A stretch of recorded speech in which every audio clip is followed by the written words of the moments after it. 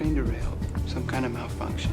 And to answer your question, there are two reasons why I'm looking at you like this. One, because it seems in a few minutes you will officially be the only survivor of this train wreck. And two, because you didn't break one bone. You don't have a scratch on you. Making his first Comic-Con appearance ever, here he is, M. Night Shyamalan.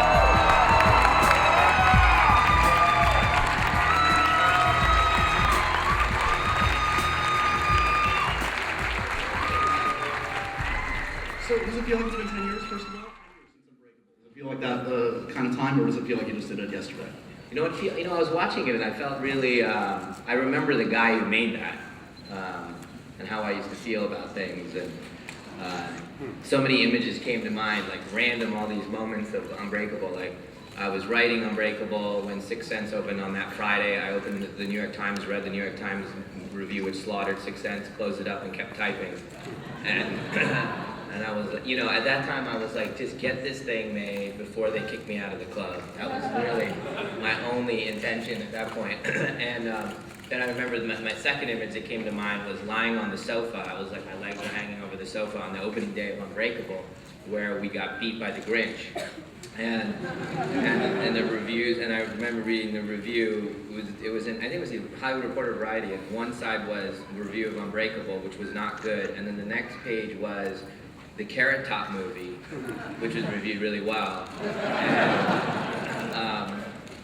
I was just staring at the ceiling. I didn't really get what was going on, and I was very upset. My wife was yelling at me like, "We gotta go to it was Thanksgiving. We have to go to Thanksgiving dinner." And it's just an interesting surge of love and all the things that happen when you're making movies and you're making original movies, which is a scary thing to do, to go out and make a tone that doesn't exist before and an idea in a way that doesn't exist before. I mean, in reality, this is the structure of the movie is the first act of a normal movie, and I just love the origin part of the story.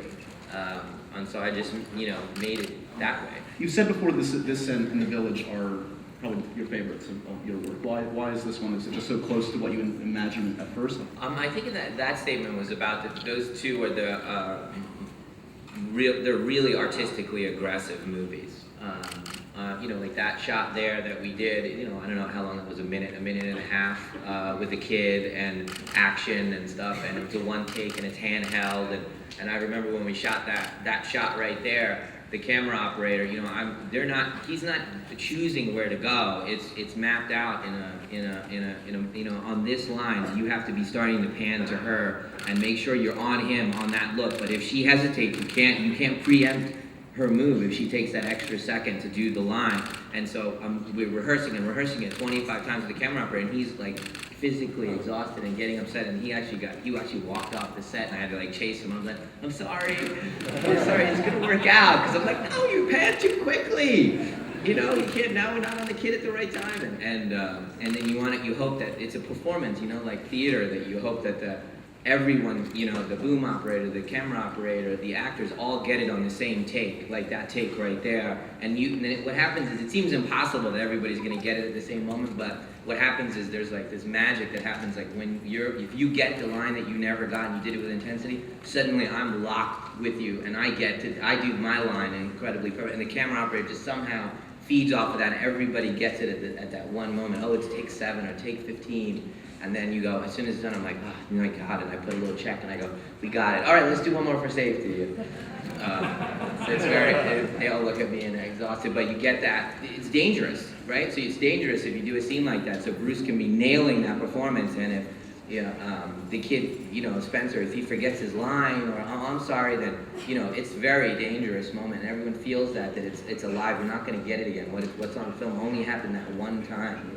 So what was the first germ of the idea? Was it at first, I've heard different things, was it a 3-act superhero story that you essentially took the first part of the script and expanded it? What was the initial idea from Well, the initial idea, I remember I was in my bedroom, I had a paper out about some, well, actually I had conversations with Warner Brothers about Superman and Batman at the time, and that instinct to do something more original, came out, and I was like, well, I do love comic books. And so it was really, if they hadn't called, I probably wouldn't have done Unbreakable, but it was a real feeling of coming off of that, thinking about what's Superman and Batman, how would I do it?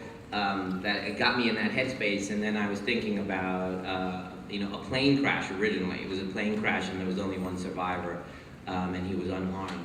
And then I forget what movie was coming out or being made at that time with a plane crash. It could have been Castaway. It could have been Castaway.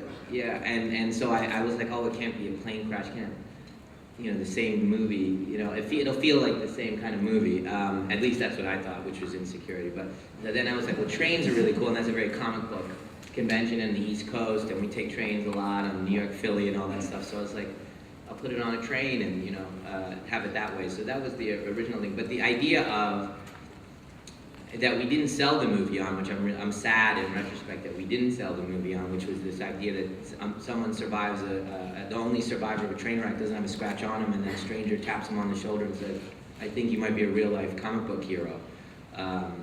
Was the idea, and when I wrote that down, I was like, that is cool. That's a cool idea. And I remember, the funny thing is, being here is so ironic, because I literally remember this conference table thing where they had the speakerphone, and at that time I really didn't get involved with how we sold the movies at all.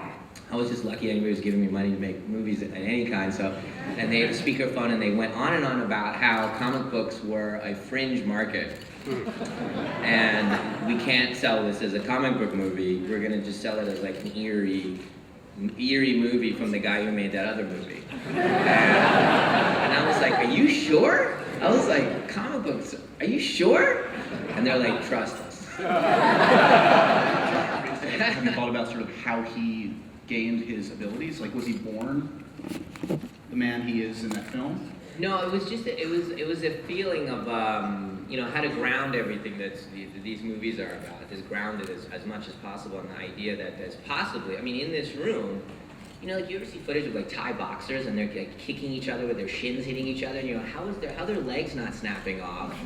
And you go, there has to be a continuum of what would break his bones, which would break my bones. We're gonna break at a different point from a different. And there must be someone at the far extreme of that has no idea that he's or she is at the far extreme, because they've never actually been hurt. They've been hit really hard or been in a football game and they just never get hurt. And I was like, well, that's an interesting idea that you wouldn't know. At that end of the spectrum, you wouldn't know anything. And there's people that go, oh, I've never been sick, I've never this, and you go, huh. And you know that the immune system is on a continuum as well. So just my mind started going that way, and then I was like, well, who's at either end?